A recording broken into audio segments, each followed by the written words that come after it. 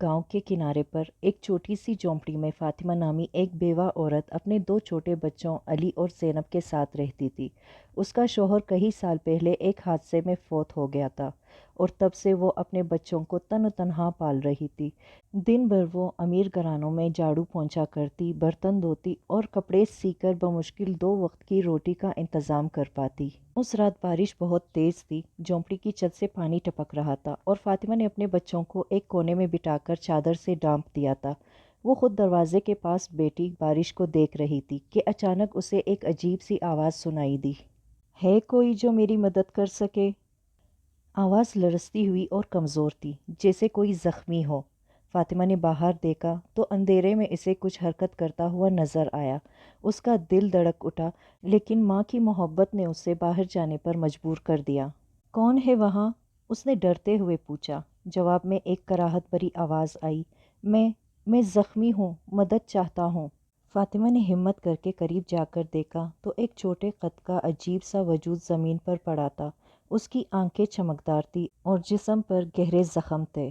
रात की तारीकी में झोंपड़ी का एक कोना चिराग की मद्धम में रोशनी से जगमगा रहा था। फातिमा ने उसके जख्मों को धोया और अपने शौहर की चौड़ी हुई सफ़ेद पट्टी से उन्हें बांधना शुरू किया। उसके हाथ कांप रहे थे, मगर दिल में अजीब सी हिम्मत मौजूद थी। तुम इंसान नहीं हो? फातिमा ने हैरत से पूछते हुए अपना काम जारी रखा। जख्मी ने आहिस्ता से सर हिलाया। हाँ, लेकिन तुम्हारी तरह ही दर्द रखने वाला एक मखलूक हूँ। मेरा नाम सईद है। उसकी आवाज़ में एक अजीब सी उदासी थी। फातिमा की आंखों में आंसू आ गए। तुम भी दर्द जानते हो? सईद ने उसे बताया कि वो एक नेक जिनों के कबीले से है। उसका भाई उसे कमज़ोर समझता था। इक़्तिदार की खातिर उसने सईद पर हमला कर दिया। ज़ख्मों से चूर होकर वो इंसानी दुनिया में पहुंच गया। लेकिन तुमने मेरी मदद की। सईद ने फातिमा की तरफ देखा। अब मेरी बारी है। फातिमा ने उसे बताया कि शौहर की मौत के बाद से कितनी जद्दोजहद के बाद दो वक्त की रोटी का इंतज़ाम करती है, और रईस खान का हर वक्त का खौफ। हर महीने वो मज़ीद कर्ज देता है और सूद बढ़ाता है। फातिमा ने बताया, मुझे डर है कि एक दिन वो मेरी झोंपड़ी भी छीन लेगा। सईद की आंखों में चमक आ गई। फातिमा, तुमने मेरी जान बचाई है। अब मैं तुम्हें वादा करता हूँ कि तुम्हारी ज़िंदगी बदल दूंगा। उसने अपना हाथ झोंपड़ी की दीवार पर फेरा। अचानक झोंपड़ी के फर्श से एक हल्की सी नीली रोशनी फूटने लगी। फातिमा और उसके बच्चे हैरत से देखते रहे। कल रात जब चांद अपने उरूज पर होगा, सईद ने सरगोशी की, हम एक ख़जाना दरियाफ्त करेंगे जो सदियों से तुम्हारे घर के नीचे दफन है। फातिमा के चेहरे पर उम्मीद की किरण फैल गई। उसने अपने बच्चों को मजबूती से गले लगा लिया। शायद आखिरकार उसकी ज़िंदगी बदलने वाली थी। चांद की चांदनी झोंपड़ी की खिड़की में चांदी के पानी की तरह बह रही थी। फातिमा ने अपने बच्चों को सुलाया हुआ था, मगर उसकी आंखों में नींद के बजाय एक अजीब सी बेचैनी थी। सईद दीवार के साये में खड़ा चांदनी को घूर रहा था, जैसे वक्त का इंतज़ार कर रहा हो। अब वक्त आ गया है, सईद ने सरगोशी की। उसकी आवाज़ में एक जादुई गूंज थी। वो ख़जाना जो 3 नस्लों से तुम्हारे इंतज़ार में है। फातिमा ने अपने पल्लू से मुंह ढांपा। लेकिन ये झोंपड़ी तो मेरे शौहर ने बनवाई थी। इससे पहले यहाँ कुछ नहीं था। सईद ने मुस्कुराते हुए अपना हाथ ज़मीन पर फेरा। ज़मीन बहुत से राज छुपाए हुए है। ये जगह कभी एक पुराने सूफी की खानका थी। एकदम ज़मीन हिलनी शुरू हुई। फातिमा ने डर के मारे सईद का हाथ पकड़ लिया। झोंपड़ी के पीछे एक छोटा सा टेला उभरने लगा, जैसे ज़मीन खुद ब खुद खुल रही हो। देखो, सईद ने इशारा किया। टेले के नीचे से एक पुराना पीतल का संदूक नमूदार हुआ। संदूक पर अजीबो गरीब नक्श व निगार थे और उसके ताले पर ज़माने के जंग आलूद पर चढ़ी हुई थी। सईद ने अपनी उंगली से ताले को छुआ। एक चमकती हुई नीली लहर दौड़ गई और ताला कटकटा कर खुल गया। फातिमा की सांसें तेज़ हो गई जब संदूक के अंदर से चमकदार सोने के सिक्के, कीमती पत्थर और एक पुराना कागज़ निकला। ये सब क्या है? वो हकला कर बोली। सईद ने कागज़ को हाथ में लिया। ये तुम्हारे आबाओ अजदाद की वसीयत है। ये ख़जाना किसी गरीबों की मदद के लिए छुपाया था। फातिमा के हाथ से एक सोने का सिक्का लेकर सईद ने कहा, अब ये तुम्हारी जिम्मेदारी है कि इस दौलत को सही तरीके से इस्तेमाल करो। फातिमा ने सिक्कों को छुआ तो उसे लगा जैसे ये उसकी उंगलियों में ज़िंदगी भर रही हो। मैं क्या करूँगी अगर लोगों को पता चला तो?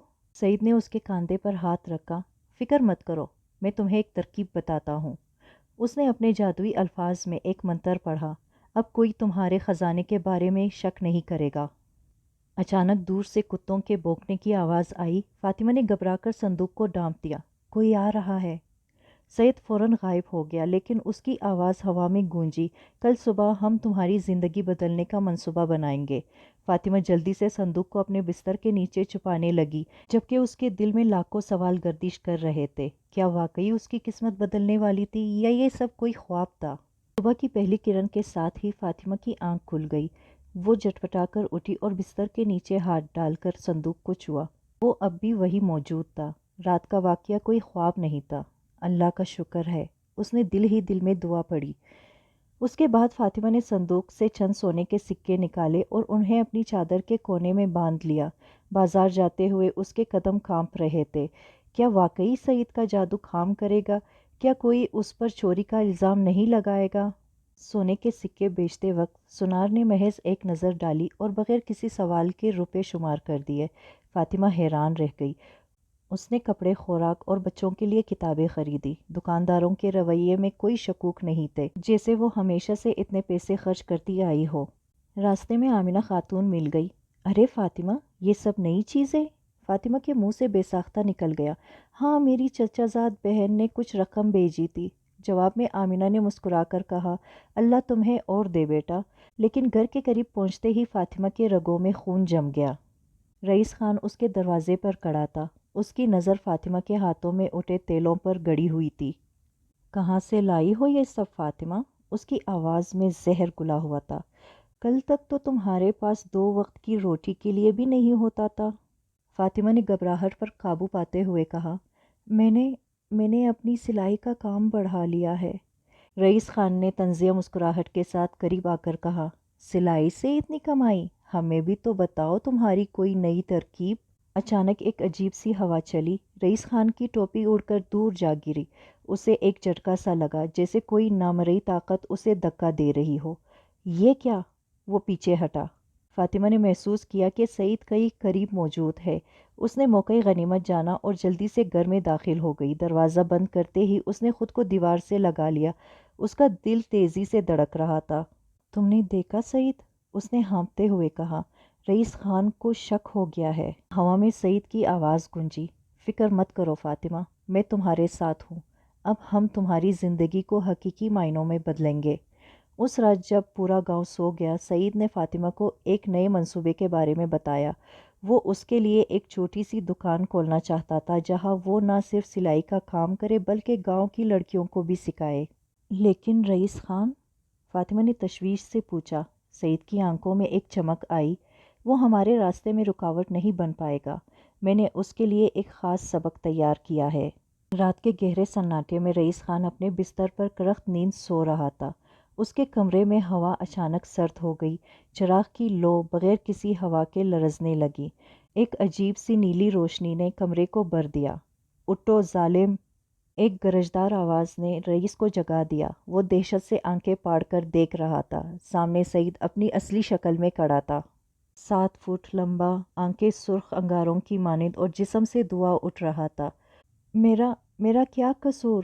رئیس نے کانپتے ہوئے بولا۔ سعید نے اپنا ہاتھ بڑھایا۔ تم نے ہمیشہ غریبوں کا خون چوسا ہے۔ اب وقت آ گیا ہے کہ تم اپنے اعمال کا مزہ چکھو۔ ایک جھٹکے کے ساتھ رئیس خان کا جسم بستر سے اٹھ کر ہوا میں لٹک گیا۔ اس نے محسوس کیا جیسے ہزاروں چونٹیاں اس کے جسم پر رینگ رہی ہو۔ وہ چیخنے لگا، معاف کر دو، میں نے غلطی کی۔ اگلی صبح پورا گاؤں حیرت سے دیکھ رہا تھا۔ رئیس خان گلیوں میں گھوم رہا تھا۔ اس کے بال سفید ہو چکے تھے، ہاتھ کانپ رہے تھے۔ وہ بار بار دہراتا، میں نے غلطی کی، غریبوں پر ظلم نہ کرو۔ فاطمہ نے اپنی جھونپڑی کی کھڑکی سے یہ منظر دیکھا۔ سعید اس کے پاس کھڑا مسکرا رہا تھا۔ اب کوئی تمہیں تنگ نہیں کرے گا، اب وقت ہے تمہاری حقیقی منزل کا۔ 1 ماہ بعد فاطمہ کی نئی دکان فاطمہ سلائی مرکز کا افتتاح ہوا۔ گاؤں کی لڑکیاں مفت تربیت حاصل کر رہی تھی۔ پیچھے ایک چھوٹا سا اسکول بھی تھا، جہاں فاطمہ کے بچوں سمیت دیگر غریب بچے پڑھتے تھے۔ رئیس خان اب فاطمہ کی دکان کے سامنے سے جاتے ہوئے سر جھکا لیتا۔ گاؤں والے حیران تھے کہ یہ تبدیلی کیسے آئی۔ ایک چاندنی رات کو سعید نے فاطمہ سے کہا، میرا کام پورا ہوا، تم نے نہ صرف اپنی بلکہ دوسروں کی زندگیاں بھی بدل دی۔ اب مجھے جانا ہوگا۔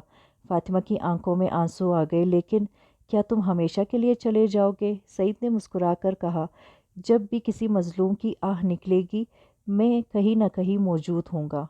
یہ کہتے ہوئے وہ چاندنی میں تحلیل ہو گیا۔ فاطمہ نے دیکھا کہ اس کے گلے میں ایک چھوٹا سا نیلے پتھر والا ہار موجود تھا، سعید کی آخری نشانی۔